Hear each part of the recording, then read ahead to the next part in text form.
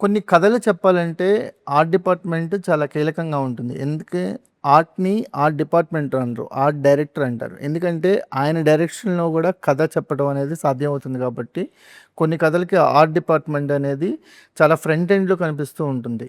ఈ కొన్ని వరల్డ్స్‌ని క్రియేట్ చేయాలన్నా, కొన్ని కథల్ని ఆ కాలానికి వెనక్కెళ్ళి చెప్పే కథలు ఎస్పెషల్లీ కూడా ఆర్ట్ డిపార్ట్మెంట్ మీద చాలా డిపెండ్ అవుతాయి. అలా డిపెండ్ అయిన కథల్లో నాగబంధం ఒకటి. ఈ నాగబంధం అనే వరల్డ్‌ని క్రియేట్ చేయటం, ఈ మిస్టీరియస్ వరల్డ్‌ని క్రియేట్ చేయటంలో అశోక్ గారి పాత్ర ఉంది. అశోక్ గారి వర్క్ నాగబంధానికి ఒక కొత్త లుక్‌ని, కొత్త అథెంటికేషన్‌ని తీసుకొచ్చింది. So, most talented art director and most awards అందుకున్న డైరెక్టర్ ఇప్పుడు మనతో ఉన్నారు అశోక్ గారు. సార్ నమస్తే. అవును. Good to have you sir. చాలా తక్కువ మీలాంటి టెక్నీషియన్స్‌తో ఇంటరాక్ట్ అయ్యే అవకాశం దొరుకుతూ ఉంటుంది. It's very grateful to us. Sir, మీకు అంటే మీ ఫిల్మోగ్రఫీని ఒకసారి చూస్తే 'ఒక్కడు' గాని, 'అరుంధతి' ఇలాంటి సినిమాలు గుర్తొచ్చినప్పుడు ఫస్ట్ ఆర్ట్ వర్కే గుర్తొస్తది. 'అరుంధతిలో' ఆ మహల్‌ని ఎలా క్రియేట్ చేశారు, 'ఒక్కడులో' ఈ చార్మినార్ సెట్‌ని ఎలా క్రియేట్ చేయగలిగారు. అంటే ఆ కథల్లో ఆ ఆర్ట్ వర్క్‌ని తీసి పక్కన పెడితే కథ చెప్పటం సాధ్యం కాని విధంగా ఆర్ట్ డైరెక్షన్ అనేది మిక్స్ అయ్యి ఉంటుంది ఆ కథల్లో. చాలా రోజుల తర్వాత 'నాగబంధంలో' గూడా అలాంటి ఇంపాక్టే కనిపిస్తుంది. ఒక ఆర్ట్ వర్క్‌ని పక్కన పెడితే ఈ కథ చెప్పడం సాధ్యం కాదు. సో, అంత ఇంపార్టెంట్ రోల్‌ని ప్లే చేస్తున్నారు కదా! How excited to you are sir? First of all, I want to say thanks to my director Abhishek Namagaru and producer Kishore Garu and Ishida Garu and all other team members. And not only that, I am very proud of to get a chance, opportunity to work in this film. And again, thanks to producer and director, everyone. ఇప్పుడు ఒక art director ఉంటుంది is creating the background of the cinema. ఆ సినిమాకి ఏ background కావాలి, foreground కావాలి, అదే decision తీసుకున్నది art director. ఎలా చేసిన బాగుంది, ఒక స్టోరీ చెప్పడం, ఆ స్టోరీకి కావాలంటే బ్యాక్గ్రౌండ్. అది ఎక్కడ డ్రామా జరుగుతుందంటుంది that's the story telling. But ఎలా ప్లేస్మెంట్లు చేస్తున్నా బాగుంది, ఆ సినిమాకి ఎంత visuals impact authentication create authentication ఎలా చేస్తుందో పీపుల్ మోర్ ఎక్సైటెడ్ అవుతుంది అంటే సజెషన్స్ బై ఆర్ట్ డైరెక్టర్. అది క్రియేట్ చేయాలంటే పని కూడా ఆర్ట్ డైరెక్టర్. అది ఏ కలర్ చేసినా బాగుంది, ఎలా చేసినా బాగుంది, దానిలో ఏ టైప్ ఆఫ్ ప్రాపర్టీస్ పెట్టాలి, దానికి టోటల్ ఫ్రీడమ్ ఆర్ట్ డైరెక్టర్ తీసుకుంటా that is get a good colourful and background ఉన్న సినిమా ఎలాగా దొరుకుతుంది అనేది.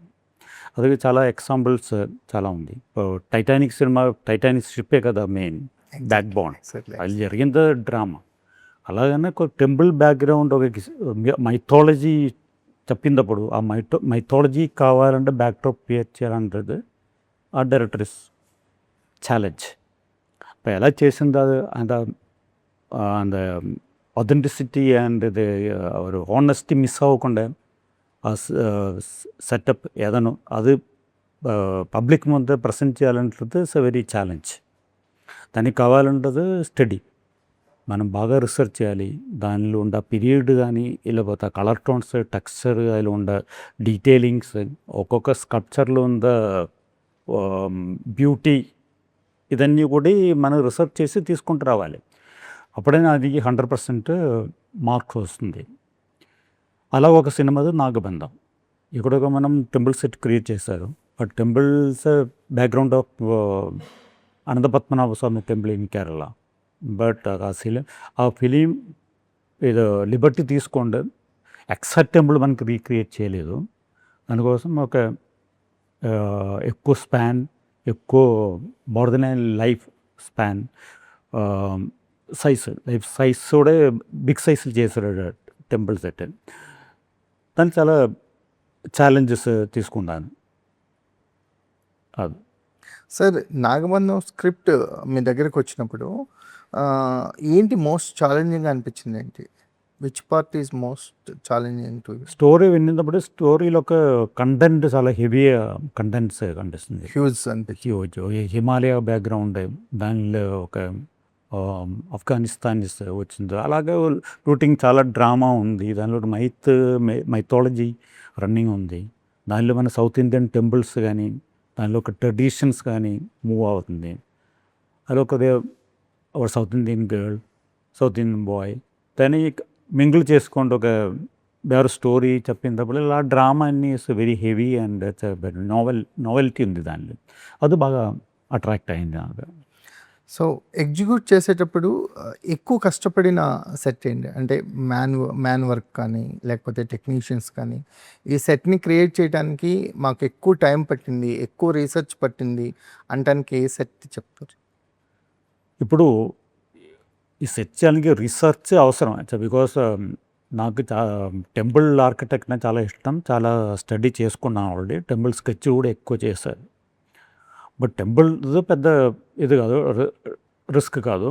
బట్ ఎలా కావాలి అని ఒక డిఫరెంట్ ఫార్మేషన్ ఇవ్వాలి. అది స్టోరీ దాన్ని బేస్ చేసుకుంటున్నప్పుడు దానికి మెయిన్ ఛాలెంజ్ టెంపుల్ కూడా అది ఒక 200 ఆర్టిస్టులు, ఒక మ్యాసివ్ అటాక్, ఒక మ్యాసివ్ సాంగ్స్ ఇవన్నీ ఉన్నప్పుడు ఆ టెంపుల్కి ఎలా ఏ విధమైన ఒక ట్రీట్మెంట్ ఇవ్వాలి.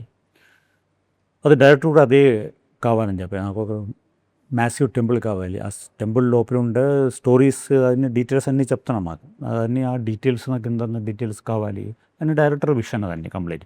ఆ విషన్ ఫుల్ఫిల్ చేయాలని ఉండే మై కాంట్రిబ్యూషన్ అండి. అది వర్కౌట్ చేసుకుంటున్నాను. నేను స్కెచ్ ప్లాన్ చేసుకుంటాను. ఆ స్కెచ్ చూసి స్కెచ్లో అందరూ నచ్చారు. తర్వాత మన మినియేచర్ ఫార్మేషన్ చేసి ఆ మినియేచర్లో కెమెరామ్యాన్, డైరెక్టర్ అందరూ కూర్చుని ఆయనకి కావాలంటారు ప్రాక్టికల్ డిస్కషన్ కూడా జరిగింది. కెమెరా మూమెంట్స్ కానీ, లైటింగ్ ఫెసిలిటీస్ కానీ. దానికి స్పాన్ ఎక్కువ, ఆల్మోస్ట్ 170-200 ఫీట్ స్పాన్ వచ్చినప్పుడు లైటింగ్ ప్రాబ్లం. ఆ లైట్ చేయడానికి ఉండే ట్రస్సుകൾ ప్లాన్ చేయాలి. దాన్ని ఒకటి బిగ్ టాస్క్. అందుకోసం నైట్లో షూటింగ్. దానికి లైటింగ్ కంట్రోల్ ఉండే నా టెంపుల్స్ కావాలంటే టోన్ వర్కౌట్ చేయం కుదరదు. దానికి నైట్లో ప్లాన్ చేసుకోండి. అంటే 20 days ఈ shoot in the night only. ఆ లైట్ చేయాలని కూడా స్ట్రెయిన్, దానికి ఉండే ఖర్చు, దాన్ని కూడా ప్రాక్టికల్గా దాన్ని మినియేచర్ పైన మనం వర్కౌట్ చేస్తున్నాను. తర్వాత రియల్ సెట్ ఫార్మేషన్ వచ్చిన తర్వాత దానిలో డీటెయిల్స్ గురించి డిస్కషన్, డీటెయిల్స్ అన్నీ కంప్లీట్ వర్కౌట్ చేయాలి. వన్స్ మనం అన్నీ డిసైడ్ చేసిన తర్వాతనే బిగ్ సెట్కి వెళ్తాం. సెట్ స్టార్ట్ అయిన తర్వాత మళ్ళీ అది చేంజెస్ అన్నీ పాసిబిలిటీ కాదు. ఎక్స్పెన్స్ అవుతుంది, వెరీ ఎక్స్పెన్స్ అవుతుంది దానికోసం. అలాగే పక్క ప్లాన్ తోట వెళ్ళారు. ఏది మోస్ట్ డిఫికల్ట్ అనిపించింది సార్, మోస్ట్ ఛాలెంజింగ్ అనిపించింది దిస్ నాగబంధన్ జర్నీలో? Which sets challenge? అన్ని సెట్ ఒక ఛాలెంజే. ఒక మైసమ్మ టెంపుల్, సారీ మైసమ్మ గాడ్ది ఒక టెంపుల్ లాగా చేశారు, ఒక ట్రైబల్ సెట్ లాగా. అని కూడా statue almost 20 feet statue, plus temple కూడా 50 feet హైట్, ఒక ఫారెస్ట్ బ్యాక్గ్రౌండ్. దాన్ని కూడా ఒక ఛాలెంజ్. ఎలా చేసినా బాగుంది, మామూలు టెంపుల్ వద్దు, దానికి ఒక ట్రైబల్ టచ్ ఇవ్వాలి అని. ఆరు రెగ్యులర్ టెంపుల్ నుంచి వ్యత్యాసం ఉండాలి. రెగ్యులర్ టెంపుల్లో పిల్లర్ కాదు, అక్కడ ఉండాలి. ఆ పిల్లర్కి అన్నీ కూడా డిఫరెన్స్ ఇచ్చాను నేను. అది బాగా వర్కౌట్ అయింది. జస్ట్ వాటర్ మధ్యలో ఒక పెద్ద వాటర్ ఫాలింగ్, ఆ వాటర్ ఫాలింగ్ చుట్టూ వాటర్ బాడీ. అలాగే డ్రామా ఎక్కువ ప్లాన్ చేశారు. సెట్లు కూడా డ్రామా ప్లాన్ చేశాను. Set sir come out valley that also challengeable. Then the climax set కూడా ఇలాగ పంచభూత లోపల వచ్చిందలాగా ప్లాన్ చేసుకోండి. ఫైర్ అదన్నీ జస్ట్ ఒక 30 feet స్టాచ్యూస్,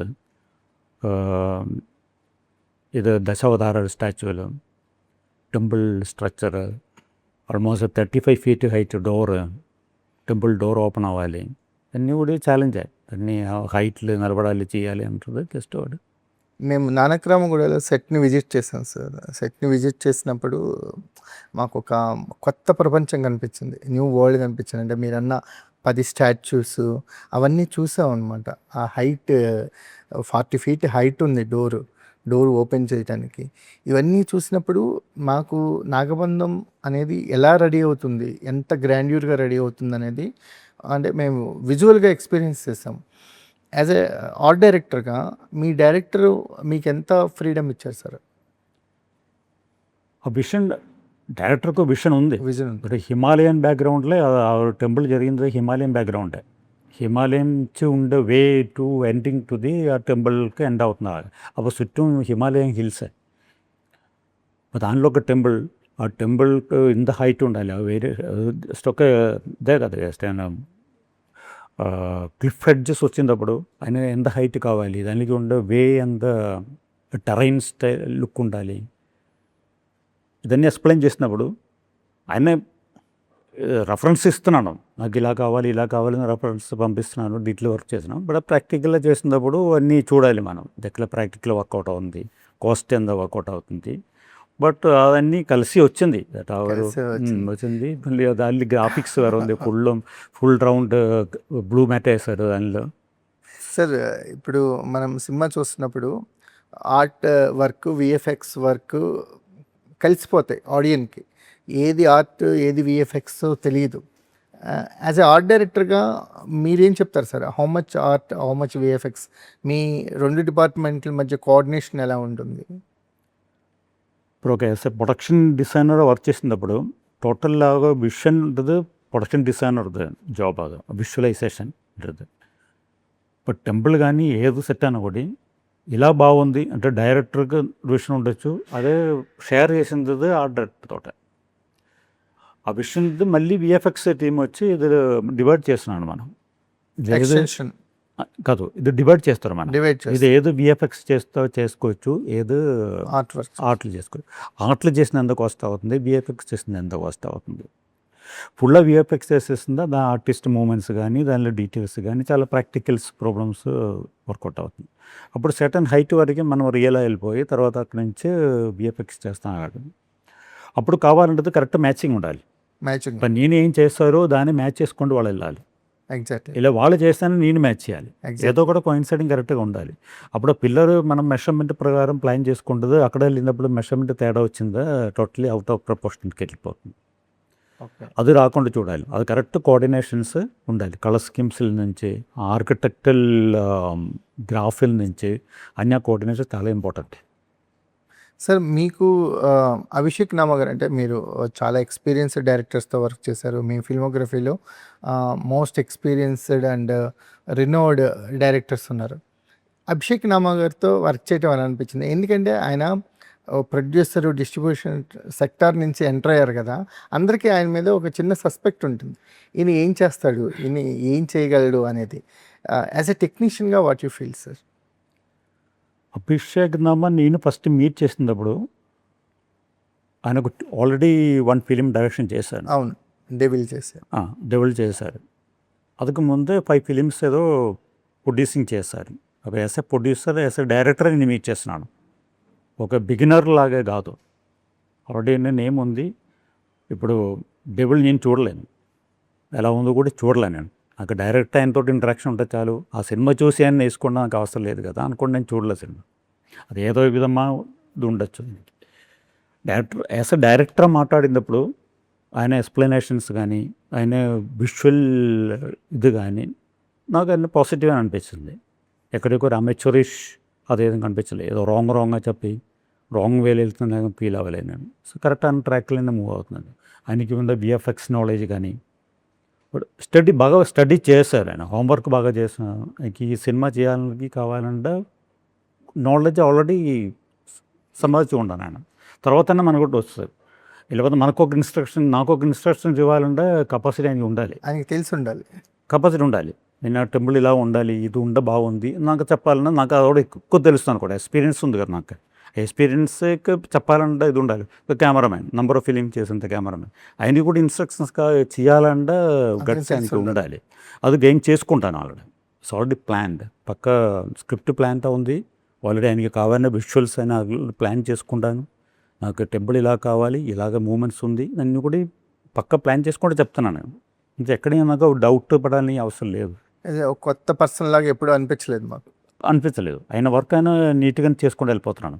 బట్ డ్రామా గురించి నాకు ఎక్కువ మనం చేసిన సెట్లో డ్రామా మీ డిస్కషన్స్లో మీకు ఎప్పుడు అలా చెబుతున్నాను, అలా ఇప్పుడు క్లారిటీ ఇవ్వడానికి చెప్తున్నాను. ఇప్పుడు బ్లూమెట్ కావాలంటే ప్లేస్ బ్లూమెట్ కావాలని చెప్తున్నాను, వద్దన్న ప్లేస్ నాకు వద్దు అని చెప్తున్నాను. అది కాన్ఫిడెంట్గా చెప్తున్నాడు కదా, ఆ కాన్ఫిడెంట్ ఇస్ ఇనఫ్. గట్సే కదా confident, yes exactly that I felt. That is enough. Super sir. అంటే ఈ మూవీకి వచ్చేసరికల్లా సెట్ వర్క్ అనేది చాలా ఇంపార్టెంట్. బికాస్ మనకు మైథలాజికల్ అనేది ఒక అథెంటిసిటీని క్రియేట్ చేయడానికి, మైథలాజికల్గా మేము ఆడియన్స్ ఫీల్ అవ్వాలంటే ఇది ఈ లోకం కాదు, మైథలాజికల్ వరల్డ్లోకి మనం ఎంటర్ అవ్వాలంటే ఫస్ట్ అథెంటికేషన్ అనేది మీరు చూపించే ఆ సెట్ వర్క్లోనే మాకు దొరకాలి సార్. అంటే ఆడియన్గా మేము ఫీల్ అవ్వాలంటే.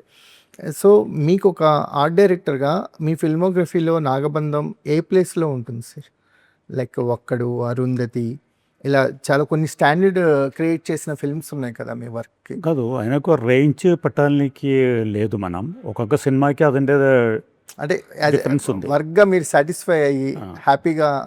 ఒక సినిమా ఫుల్ఫిల్ అవుతుంది ఎక్కడేం తెలుసా? ఆ సినిమా హిట్ అయినప్పుడు ఫుల్ఫిల్ అవుతుంది. ఎగ్జాక్ట్లీ.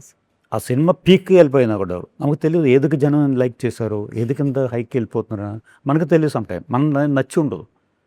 పైనకి ఒక జడ్జిమెంట్ చెప్పాను కదా, మనం మంచిగా మన హోనెస్ట్గా వర్క్ చేసి వెళ్ళిపోతాం తవరే ಅದಕ್ಕೆ ఒక ಜಡ್ಜ್ಮೆಂಟ್ ಪಟ್ಟುಕೊಂಡಿದ್ದು ಇದು ನೋಡಿ ಸ್ಟ್ಯಾಂಡರ್ಡ್ ಇದನ್ನು ಒಪ್ಪಿಸಲಿಕ್ಕೆ లేదు. We don't know how the people accepting that. ఇప్పుడు న్యూ జనరేషన్ ఈ జనరేషన్ ఎలాగ యాక్సెప్ట్ చేసుకుంటారు మనకు తెలియదు కదా. అందుకోసం ఏ సినిమా ఇంకో సినిమాతో కంపేర్ చేయకూడదు. కంపారిజన్ అని కదా సార్, మీ వర్క్లో స్టాండర్డ్స్ని క్రియేట్ చేసిన ఫిల్మ్స్ ఉన్నాయి కదా, ఒక్కడు, అరుంధతి, మనకి కొన్ని సినిమాస్ ఉంటాయి కదా, అంత క్రియేటివ్గా మీరు ఈ సినిమాలో వర్క్ చేయగలిగారా? అంటే ఆ స్కోప్ ఆఫ్ వర్క్ దొరికిందా ఈ సినిమాలో? స్కోప్ ఉంది. నేను చేసిన వర్క్ వరకు నాకు కాన్ఫిడెంట్, కొంచెం సాటిస్ఫాక్షన్. ఎగ్జాక్ట్లీ సార్, నేను అదే అడుగుతున్నాను సార్. సినిమా రిలీజ్ అయిన తర్వాత రిజల్ట్ ఆడియన్స్ దాన్ని ఏ ప్లేస్ పెడతారు అనేది అబ్సల్యూట్లీ దేర్ హ్యాండ్. ఆ సాటిస్ఫాక్షన్ దొరికింది. ఆ సాటిస్ఫాక్షన్ లేకపోతే వర్క్ చేయను. సూపర్. డెఫినెట్గా ఆ సాటిస్ఫాక్షన్ దొరికింది నాకు. ఇప్పుడు అన్ని సినిమా ఒకేలాగా కాదు, బట్ ఈ సినిమాలో నాకు చేసిన వర్క్ అని నాకు సాటిస్ఫాక్షన్ దొరికింది. ఎక్కడి రాంగ్గా చేశారు, ఏదో అడ్జస్ట్మెంట్లు చేసుకుంటూ వెళ్ళిపోయారు.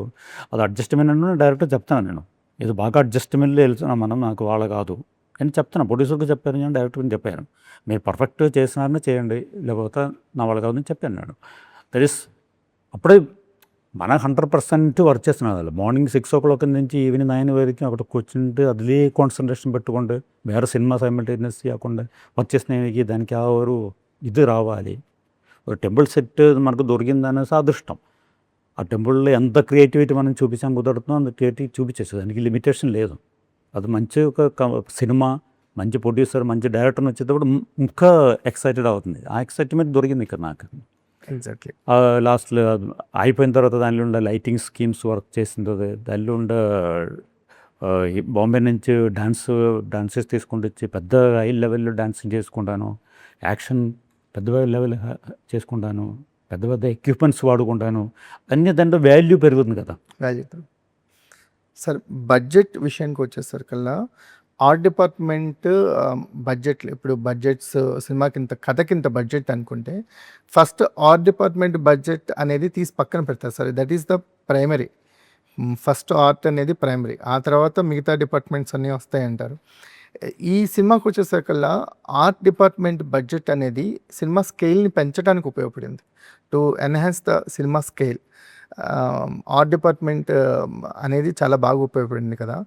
మీరు ఈ సినిమా బడ్జెట్ విషయంలో, అంటే నేను తక్కువ బడ్జెట్లో ఇంత అచీవ్ చేయగలిగాను అనే సాటిస్ఫాక్షన్ ఉందా సార్? అంటే మేము చూసే దానికంటే, మేము ఎక్స్పెక్ట్ చేసే దానికంటే ఈ సినిమాకి అయిన ఖర్చు ఎంతో మీకు తెలుసు. నేను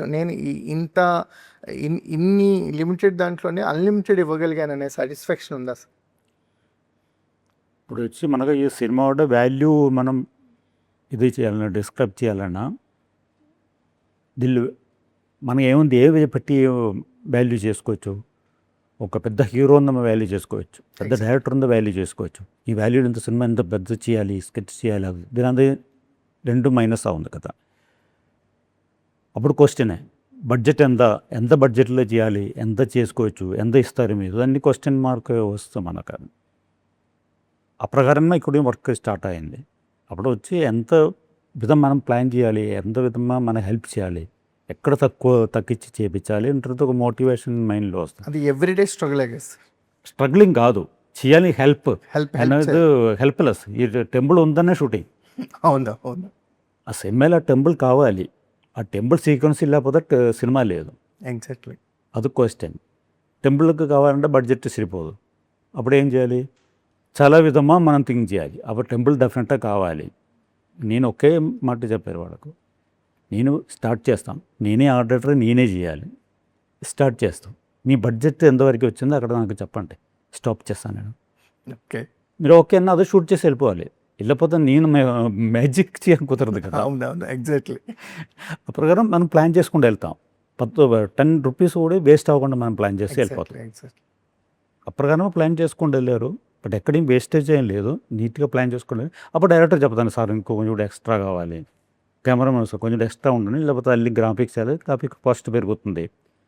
అప్పుడు ఇంకో 10 పిల్లర్ చేసినాను, 10 పిల్లర్ ఎక్స్టెండ్ చేశాను. అలాగే స్టెప్ కూడా చేస్తారు దీనిలో. నేను బడ్జెట్ తీసి క్యాల్కులేట్ చేసుకుంటూనే వెళ్ళాను. జస్ట్ ఎక్కడ వేస్టేజ్ ఉండా కూడా అన్నీ ఒక్కసారి పెట్టి మళ్ళీ అన్నీ పనికి రాకుండా చేసి చేయలేదు. సో వెరీ క్యాల్కులేటివ్గా ప్లాన్ చేసుకుంటూనే వెళ్ళాను. అంటే జనరల్గా ఏంటంటే సినిమా బడ్జెట్ అనేది ఆర్ట్ డిపార్ట్మెంట్ వల్ల పెరిగిందంటారు, కానీ మీలాంటి టెక్నీషియన్ ఉన్నప్పుడు బడ్జెట్ కంట్రోల్లో ఉంటుంది. కొంతమందికి ఏంటంటే మేము ఇంత అనుకొని దిగాము, ఆర్ట్ ఎక్కువైపోయింది, ఆర్ట్ వల్ల బడ్జెట్ పెరిగింది అంటారు. ఎస్పెషల్లీ ఆర్ట్ డిపార్ట్మెంట్కి వచ్చేసరికల్లా అది బ్లేమ్లా అవుతుంటుంది సార్. అది ఎలాగ ఆర్ట్ డైరెక్టర్ బ్లేమ్ చేయాలని లేదు. నేను ఏం చెప్తానన్నా, producer has to be there. ప్రొడ్యూసర్కి తెలియాలి ఏం జరుగుతుంది. ప్రొడ్యూసర్ ఎక్కడే కూర్చుండు, మీరు సెట్ వేసుకో అని చెప్పేస్తుందా, సెట్ వేస్తారు. ఆల్మోస్ట్ ఆర్ట్ డైరెక్టర్ కూడా 3-4 ఫిలిమ్స్ అట్ టైం చేస్తున్నాను. ఒకే సీట్లు కూర్చున్న వాళ్ళు తక్కువ. ఎగ్జాక్ట్లీ. సపోజ్ అలా చేయాలని కూడా ఆయన కావాలంటే రెమ్యూనరేషన్స్ రాదు.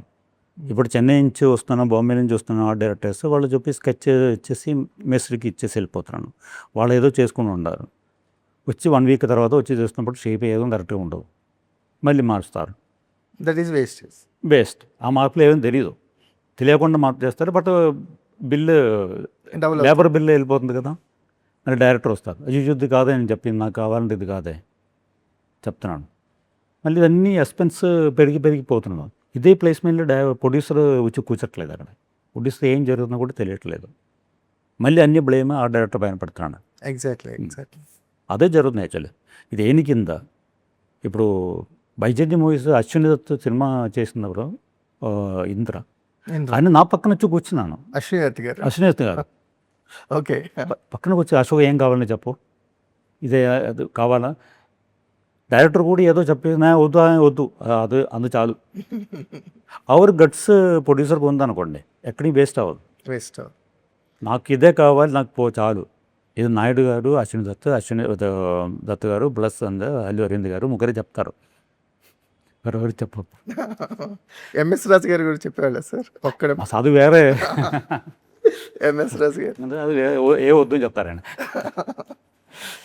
బట్ శ్యాంప్రసాద్ రెడ్డి అని కాదు, ఆయన రిజల్ట్ కోసం వర్క్ చేసిన వాళ్ళు. బట్ అందులో వేస్టేజ్ ఎవరు ఒప్పుకోను. వేస్టేజ్ ఇస్ క్రైమే కదా.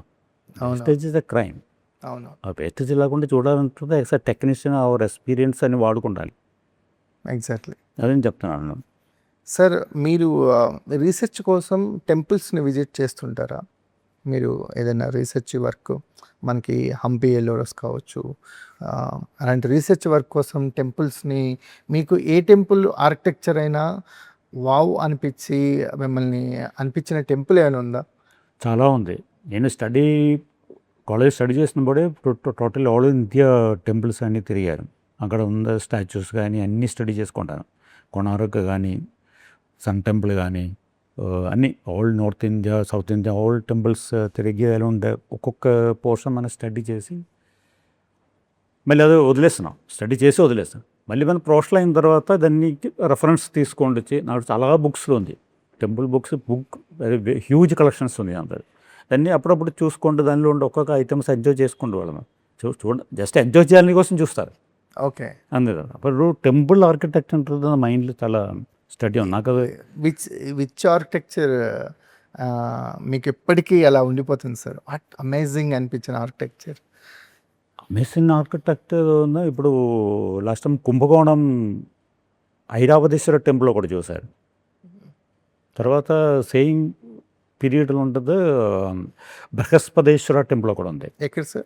కుంభకోణం, కుంభకోణం, Tamil Nadu. The biggest temple, very huge temple. అందులో ఉండే పిల్లర్ కానీ స్టాచ్యూస్ కానీ టెంపుల్ ఉండే షేప్ కానీ అది దీంట్లో ఉంటుంది అది దాని నుంచి తీసుకుంటే అది ఓకే. ఎక్స్ట్రాడినరీ టెంపుల్స్ దాన్ని ఆ టెంపుల్స్ అన్ని చూసుకుంటే అక్కడ కూర్చుతాం ఐడియా అదే ఇది వస్తాం మనకు Motivation. మోటివేషన్స్ చాలా క్రియేట్ అవుతున్నాయి వెళ్ళింది. మళ్ళీ గజ్రావో టెంపుల్ ఖజురాహో టెంపుల్. గజ్రావో వెళ్ళి స్టే చేశారు అక్కడ Stay స్టే చేసి కూడా స్టడీ చేయాలి అంటే నేను విజిట్ చేసినప్పుడు ఉండే ఎక్స్పీరియన్స్కి ఒక ఆర్ట్ డైరెక్టర్గా మీరు చూసే విధానం వేరే ఉంటుంది సార్. టెంపుల్ ఆర్కిటెక్చర్స్ కానీ మేము ఎంజాయ్ అంటే యాజ్ ఎ డివోటీగా వెళ్ళినప్పుడు మేము ఎంజాయ్ చేస్తాం.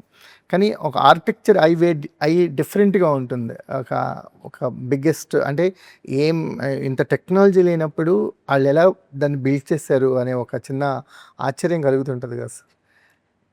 ఒక ఆర్ట్ డైరెక్టర్ ఉన్నప్పుడు ఆర్ట్ డైరెక్టర్ ఏం చూసినా ఒక ఆర్టిస్ట్ ఉన్నప్పుడు ఏం చూసినా అదొక వేరే విధమా రిజిస్టర్ అవుతుంది. రిజిస్ట్ అవుతుంది. అవును, చూసింది అన్నీ రిజిస్టర్ అవుతుంది. చూసిందని ఏదో విధమా మనకు వేస్ట్ అవుతుంది. రిజిస్ట్. అలానే వేస్ట్ ఉండదు టైం. ఊరికినాడు కూర్చుంటే టైం వేస్ట్ చేస్తారని చెప్పాలి కానీ ఏదో చూసి కూర్చున్నారో అది మనకు రిఫ్లెక్ట్ అవుతుంది ఏదో ఒక టైం. ఏదో ఒక టైం. ఇప్పుడు వచ్చి తిరుపతి టెంపుల్కి వెళ్ళి కూర్చి అక్కడ 10 minutes ఆ సెంటర్లో ఓపెన్ ప్లేస్లో కూర్చుండే కూర్చుంటే ఒకే మెమరీలు నేను టెంపుల్ సెట్ వేశారు. ఒక డిఫరెంట్ లుక్కే అంత మెయిన్ ఓకే. ఒక అది అప్ అండ్ డౌన్స్ దాని పిల్లర్స్ దాని షేప్ అన్నీ కూడా డిఫరెంట్ వచ్చాయి. అది పెట్టి నేను ఒక వెడ్డింగ్ సెట్ చేశాను. వెడ్డింగ్ సెటెస్. అప్పుడు అవన్నీ రిఫ్లెక్ట్ అవుతుంది మనకు. Reflect. ఎక్సెప్ట్ లేకపోతే కూడా ఏదో విధంగా రిఫ్లెక్ట్ అవుతుంది మనకు. అప్పుడు వ్యూ పాయింట్లో వచ్చినప్పుడు ఆటోమేటిక్గా ఎక్కడ తెలియకుండా మనకు తెలియకుండా అవుతుంది. సార్ మీరు వెడ్డింగ్స్ కావచ్చు, కొన్ని ఫెస్టివల్స్ కూడా చేస్తున్నారు. అప్పుడు కృష్ణదేవరాయలు ఫెస్టివల్స్ చేస్తున్నారు. సో ఆ వర్క్ ఈ వర్క్ని ఎక్కడ మీరు బాగా మీరు ఎక్కడ ఎక్కువ ఎంజాయ్ చేస్తారు సార్? అలాగే సినిమాలో ఉండే ఒక స్టోరీ టెల్లింగ్, దానికి ఒక స్క్రిప్ట్ ఉంది. ఆ స్క్రిప్ట్ ప్రకారం మనం మూవ్ అవుతుంది. ఆ స్క్రిప్ట్ ఏం డిమాండ్ చేస్తున్నానో దానికోసం వర్క్ చేస్తున్నాం కదా. ఓకే. మీది ఈవెంట్స్ అది కాదు కదా. ఈవెంట్స్ అలా కదా, అది వాళ్ళ టేస్ట్ని బట్టి వర్క్. అది ఒక డాక్యుమెంటేషన్ లాగా అయిపోతుంది. వెడ్డింగ్ అన్నా కూడా ఒక 1 day సెలబ్రేషన్. అది ఆ సెలబ్రేషన్కి ఏం కావాలి ఆ ఓవర్ లుక్ తీసుకుంటూ వచ్చేస్తే పని అయిపోతుంది. బట్ ఇప్పుడు కొంచెం మారుతుంది. బట్ టోటల్ అదే గ్లామరే కదా. అంటే చాలా వెడ్డింగ్స్ ఒక సినిమాటిక్గా వచ్చేసినాయి కదా సార్. ఇప్పుడు ఒక 20 years బ్యాక్ వెడ్డింగ్స్లో ఇంత సినిమాటిక్ ఫీల్ లేదు. ఇప్పుడు అసలు ఆ వీడియోస్ చూస్తున్నా, వాళ్ళు వేసే సెట్స్ చూస్తున్నా ఒక స్మాల్ బడ్జెట్ మూవీ లాగే అనిపిస్తున్నాయి. ఈ చేంజ్ ఎలా చూస్తున్నారు సార్ మీరు? అంటే పీపుల్ మోర్ ఇంటూ మూవీస్ అయిపోతున్నారు, వాళ్ళు కూడా ఆర్టిస్టులు అయిపోతున్నారు. ఒక 10 years బ్యాక్ నేను వెడ్డింగ్ చేసినప్పుడు వాళ్ళు చెప్పారు సార్ సినిమా సెట్ లాగా కావాలి అంట. ఓకే. సినిమా సెట్ లాగా చేయాలి, సినిమా సెట్ లాగా చేశారు. వేరే వాళ్ళు వచ్చి సేమ్ సెట్ చూసి ఓ సినిమా సెట్ లాగా ఉంది, ఇది ఎలా చేశారు? సినిమా వాళ్ళు అడగకుండా మనమే అడుగుతున్న వాళ్ళు సినిమా సెట్ లాగా కావాలి. అప్పుడు సినిమా సెట్ ఒక బ్యూటిఫుల్ ఒక ఎక్స్ప్లెనేషన్ ఉంది. అది నీకు బెడ్డింగ్ సెట్ కాదు, ఆయనకి బెడ్డింగ్ సెట్ కూడా మింగిల్ అయినప్పుడు ఒక మ్యాస్మరైజ్డ్ విషన్ వస్తుంది కదా. అది యాక్చువల్లీ ఆర్ట్ డైరెక్టర్స్ ఎక్కువ చాలామంది ఇన్వాల్వ్ అయింది వెడ్డింగ్స్లో అయింది. అక్కడి నుంచి ఫామ్ అయింది అది. Exactly sir. ఒక మ్యాసివ్ టెంపుల్ సెట్ కానీ. ఇప్పుడు ఏంటి అది స్ప్రెడ్ అయ్యి దానికి అన్ని చాలా రెఫరెన్స్ వచ్చాయి. All over India, all over world ఇది కాపీ కొట్టుకుంటున్నాను. నేను చేసిన సెట్టింగ్స్ చాలామంది కాపీ కొడుతున్నాను. చాలామంది జిరాక్స్ కాపీలు తీసేస్తారు, కాపీ కొడుతున్నాను. అదే సేమ్ డిట్టో చేపిస్తున్నాను. అప్పుడే అది మల్టిపుల్ అవుతుంది. అది సేమ్ వేరే విధమా వాళ్ళ ఇప్పుడు నేను చేసింది ఒక 1 crore సెటప్ అన్న, వేరే వాళ్ళు చేస్తుంది అది 50 lakhs చేసినాం. అవి ఆయన కూడా ప్రపోర్షన్స్ అని చేంజ్ చేసి స్కేల్ డౌన్ చేసి వాళ్ళకి ఏం తక్కువ చేస్తున్నాం. అవి ఇంకొక ఫార్మేషన్ వస్తుంది. ఎగ్జాక్ట్లీ. అలాగే అది డివైడ్ అయ్యి వెళ్ళిపోతున్నాను. కానీ ఈ కల్చర్ చాలా పెరుగుతుంది కదా సార్. అంటే హై స్కేల్ ఆఫ్ వెడ్డింగ్స్, అంటే మనకి ఆర్ట్ ఇన్వాల్వ్ అవుతుంది, కొరియోగ్రఫీ ఇన్వాల్వ్ అవుతుంది మ్యారేజెస్లో. అది నాకు తెలిసి న్యూ జనరేషన్ వాళ్ళు వచ్చిన తర్వాత వాళ్ళకు ఒక ఐడియాతో వస్తాను, నా వెడ్డింగ్ ఇలా ఉండాలి. నేను అక్కడ టెంపుల్ సెట్ దీన్ని వెడ్డింగ్ కోసం తీసిన తర్వాత నాకు ఫోన్ చేసిన వాళ్ళు అందరూ యంగ్స్టర్స్. నా వెడ్డింగ్, నా బ్రదర్ వెడ్డింగ్, నా వెడ్డింగ్ చెప్పేసి ఎంతమంది తెలిసి ఒక 100 members ఫోన్ చేస్తారు, గర్ల్స్ ఫోన్ చేస్తారు. నాకు అలాగే సెట్ కావాలి, ఎంత అవుతుంది కాస్ట్? వాళ్ళు అడుగుతున్న కాస్ట్ చెప్పిన తర్వాత మళ్ళీ ఫోన్ రాదు. వాళ్ళతో ఒక అంబిషన్, అది అంబిషియస్. కరెక్ట్ నాకు అలా కావాలి. బట్ ఏదో విధంగా వాళ్ళు చేసుకుంటారు. ఇది లేకపోతే ఇంకొక ఫార్మాట్ ఎవరు చేసిస్తారు. ఇదే చూపించి నాకు ఇలాగే ఇస్తారని అడిగినా చేసిస్తా అని చెప్తారు. ఆయన వేరే ఏదో పెట్టి చేసిస్తారు అలాగే. పెళ్ళి ఎలాగో ఆపుకోలేరు కాబట్టి కానీ చేస్తారు అంతే షూటింగ్ కదా. అంటే ఆపొచ్చు కానీ అలాగే వెళ్ళిపోతుంది మొత్తం టోటల్. ఇప్పుడు So- న్యూ జనరేషన్ కూడా ఎంజాయ్ చేస్తున్నాను ఎంజాయ్ చేస్తారు. షూటింగ్స్ అని. Sir what is the best 3 qualities of art director sir? అంటే కమింగ్ జనరేషన్స్ కానీ యాజ్ అ టెక్నీషియన్గా అంటే ఈ క్వాలిటీస్ ఉంటేనే he will be the good art director అనడానికి ఏమైనా ఉన్నాయా? What is the best 3 qualities you observed in your field, అంటే మీరు ఫాలో అయ్యే 3 క్వాలిటీస్ కానీ? అలాగే క్వాలిఫికేషన్ చెప్పిన ఆర్ట్ స్టడీ ఉండాలి, సినిమా చూడాలి. సినిమా చూసి చాలా సినిమా చూసి దానిలో ఎలాగా ఆ సెట్ ఎలాగ వాడుకుంటాను, ఏది సెట్ ఏది రియల్ అది కలర్స్ అండి, అది కూర్చొని స్టడీ చేయాలి. మళ్ళీ కలర్ స్కీమ్స్ అలాగే బేసిక్ థింగ్స్ అన్నీ తెలియాలి. అట్లీస్ట్ బేసిక్ నాలెడ్జ్ ఉండాలి. ఏదో అందరూ అయింది నేను అయింది లాగా కాదు, బేసిక్ నాలెడ్జ్ గ్యాదర్ చేయాలి. ఆర్కిటెక్టల్ నాలెడ్జ్ ఉండాలి. సినిమా ఏదంటే చూడని చెప్తున్నానన్నా ఆ సినిమాలో ఎలాగ ఆయనకి ఆ సెట్ని ఎలా వాడుకుంటాను, ఎగ్జాక్ట్లీ. ఎక్కడ లైట్ వేస్తారు, ఎక్కడ ఆర్టిస్ట్ మూవ్ అయింది, ఎలా చేసినా బాగుంది, ఏమంటే స్పాన్ అయింది, దాన్ని కూడా అండర్స్టాండ్ అయింది అనుకోండి మనకు టోటల్ ఒక విషన్ మైండ్లో వర్కౌట్ అవుతుంది. ఒక కలర్ స్కీమ్స్ చాలామంది డిఫరెంట్ కలర్ స్కీమ్లు సెట్లు వెళ్ళిపోతుంది. అలాగే చేసుకోవచ్చు. దాన్ని స్టడీ చేసాను అనమాట. ఆటోమేటిక్ కాన్స్టెంట్ స్టడీ ఉందా? స్టడీ అందరు సార్ మీ వర్క్ని 100% ఎన్హాన్స్ చేసిన మూవీస్ ఉన్నాయి సార్. కొన్ని సినిమాల్లో మీ వర్క్ ఎన్హాన్స్ అవ్వదు. ఆ టైంలో మీరేమన్నా ఒక లో ఫీల్ అవుతారా? నా వర్క్ ఎన్హాన్స్ అవ్వలేదు అంటే? డెఫినెట్ ఫీల్ అవుతుంది. మళ్ళీ ఏం చేస్తాం, తప్పదు. అవును. దానికి ఎలా రీజన్స్ ఉండొచ్చు కదా. రీజన్స్ ఇప్పుడు మనం సెట్ వేసి పెట్టిన తర్వాత కెమెరా ఇలా పెట్టి షూట్ చేసేస్తుందా, అది వేస్ట్. ఈగో మళ్ళీ ఎనికి వేస్ట్ చేస్తారు, ఆ సెట్ ఎనికి వేస్ట్ చేస్తారు. ఎగ్జాక్ట్లీ. వేస్ట్ అయినప్పుడు యాజ్ అ టెక్నీషియన్గా ఒక ఫీల్ ఉంటుంది. ఆ డైరెక్టర్ అసలు లేకపోతే ఫస్ట్ అన్నిటికీ ఒక సొల్యూషన్ ఉంది కదా. వద్దు అని చెప్పేసి పంపించాలి. మనం చేసి పెట్టిన వరకు వెయిట్ చేసి మళ్ళీ అది వద్దు అని చెప్పేసి వేరే విధంగా పెట్టినా సార్ ఈగో వేరే ఏం ఉండదు. అది వేరే ఏముంది యాక్చువల్గా డిస్కస్ చేసేంత ఒక team work. Actually sir orders అంటే నాతో ఇండివిజువల్ కాదు, అది అంటే టీం వర్క్. నేను ఒకటే కాదు, అందరూ కలిసి ఉండనే ఒక సెట్ బ్యూటిఫుల్గా చూపించడం కుదురుతుంది. ఏ సెట్ అన్నా. ఇది నాగబంధం విషయానికి వచ్చేసరికల్లా ఒక ఆర్ట్ వర్క్ అనేది 100% ఎన్హాన్స్ అయినట్టు కనిపించింది సార్. మేము చూసిన కొద్దిపాటి టీజర్లో కానీ డైరెక్టర్ విజన్లో కానీ కనిపించింది సార్. మీరు చెప్తున్నారు నా వర్క్ నేను 100% సాటిస్ఫాక్షన్గా ఉన్నారు. ఒక ఆడియన్ మీరు క్రియేట్ చేసిన ఒక టెంపుల్ సెట్ కావచ్చు, ఒక మైథలాజికల్ కి ఒక రెఫరెన్స్ పాయింట్స్గా సెట్స్ని క్రియేట్ చేశారు కదా. ఆడియన్ ఇవన్నీ ఫీల్ అవుతారు. అంటే ఆడియన్ తప్పకుండా మీ వరకు రాకపోవచ్చు, బట్ వాళ్ళ మనసులో ఫీల్ అవుతారు, అరే భలే ఉంది, భలే ఉందని. అవి మీకు థియేటర్లో వాళ్ళతో పాటు ఎప్పుడైనా చూస్తారా సార్? సినిమాలు థియేటర్లో చూసినప్పుడు అవి వింటుంటారా? అది థియేటర్లో అంత ఇది రాకూడదు. యాక్చువల్లీ థియేటర్లో ఆంటరేషన్ కింద సపరేట్గా నోటిఫై చేసి ఆయన క్లాప్స్ కానీ ఆయన ఒక కమాండ్ రాకూడదు. కథలో ఉండిపోవాలి. Actually people coming to see the story what ఏం జరుగుతుంది అదినే ఫోకస్ చేసుకుంటూ వెళ్ళాలి. ఆ బ్యాక్గ్రౌండ్ డైవర్ట్ అయింది అనుకోండి, సినిమా ఇస్ ఫ్లాప్. ఎగ్జాక్ట్లీ. మీ వర్క్ని ఆడియన్స్ని ఎక్నాలజ్ ఎలా ఎప్పుడైనా చెప్తారా సార్? ఆడియన్స్ మీ జనరల్ చాలా మంది అప్రిషియేషన్స్ నాకు దొరుకుతుంది. నేను డైరెక్టర్గా అదే చెప్తున్నాను. డైరెక్టర్ మీది వెళ్ళకూడదు. Director is the captain. ఆయన ఏం అడుగుతున్నాడో అది రూట్లో వెళ్ళాలి. ఆయన కొంచెం ఎన్హాన్స్ చేసి వెళ్ళిపోతుంది తవరే అది నుంచి రూట్ వేరే వెళ్ళిపోయాను వెళ్ళకూడదు. డెఫినెట్గా సినిమా ఇస్ నథింగ్. ఆ డైరెక్టర్గా క్యాప్టెన్ పవర్ ఉండాలి, ఆ విషన్ ఉండాలి. వెళ్ళిపోతే కష్టం. Exactly. Working with these producers కానీ ఈ డైరెక్టర్తో కానీ ఒక ట్రావెల్ ఉంది సార్. నాగబంధంతో మీకు ఒక మంచి ట్రావెల్ ఉంది. ఈ ట్రావెల్ ఎలాంటి మెమరీగా టర్న్ అవుట్ అవుతుంది, ఎలాంటి మెమరీగా ఉండిపోతుంది మీకు నాగబంధంతో ట్రావెల్? బాగుంది. ఇంకా డైరెక్టర్ పిలిచిన డెఫినెట్గా నెక్స్ట్ సినిమా చేస్తారు. ఆ ప్రొడ్యూసర్ కూడా 10 సార్లు చెప్పాను, మీ సినిమా నేను నెక్స్ట్ చేయను, ప్రొడ్యూసర్కి చెప్పాను నేను. ఎందుకని సార్? కాదు ఏదో రీజన్ ఉండొచ్చు, బట్ ప్రొడ్యూసర్ నో మీరే నా సినిమా నా డైరెక్టర్ అని చెప్తున్నాను. అది నాకు ప్లస్సే కదా. అవును. ఆ ప్రొడ్యూసర్ చెప్తాను నో మీరే నాకు నెక్స్ట్ ఆర్ట్ డైరెక్టర్, 100% మీరే అని చెప్తున్నాను. నేను చెప్తున్నాను మీరు నా సినిమా ఏం చేయను అని చెప్తున్నాను. బట్ అదని ప్లస్సే అది. ప్లస్ കാരണം അതിനെ లైక్ చేయాలన్నా నేనది 100% ఒక రిజల్ట్ కోసమే ఆయనతో ఫైట్ చేస్తున్నాను. ఎగ్జాక్ట్లీ. నా పర్సనల్ ఇది కాదు అది. అవునవును. నేను సినిమా నాకు కోసం. నా అనుకుంటుంది ఆయన ఇవ్వలేదు, ఇవ్వలేకపోతే నాకు బ్యాడ్ నేమ్ వస్తుంది, నాకు అది ఫుల్ఫిల్ అవ్వలేదు నా విషయం. అప్పుడు కోసం ఫైట్ చేస్తున్నాను. అప్పుడు అది ఏం కోసం, ఆయన కోసమే కదా.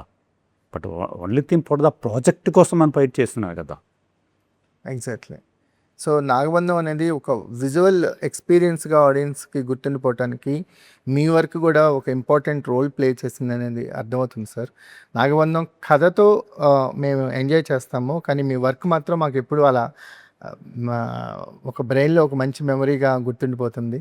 మీతో మాట్లాడినందుకు చాలా హ్యాపీగా ఉంది sir. Oh thank you. Wish you all the success. అంటే మీకు ఒక 5 సార్లు నంది అందుకున్నారు ఉమ్మడి ఆంధ్రప్రదేశ్లో. మీకు మీ వర్క్ అనేది మన సౌత్ ఇండియానే కాదు, ఇండియా వైడ్ మీ వర్క్ ఏంటో అందరికీ రిజిస్టర్ అయింది. మీ నుంచి మీరు వర్క్ చేసిన ఈ సినిమాకి ఒక వాల్యూ యాడెడ్ అయింది సార్. మీ కింద ఒక టెక్నీషియన్ లిస్ట్లో మీ పేరు చూడగానే ఒక వాల్యూ యాడెడ్ అనేది జరిగింది ఈ సినిమాకి. సో నాగబంధం ఒక మంచి ఎక్స్పీరియన్స్ ఇవ్వాలి ఆడియన్స్కి అని కోరుకుంటున్నాము. Thank you very much sir. Thank you. Thank you.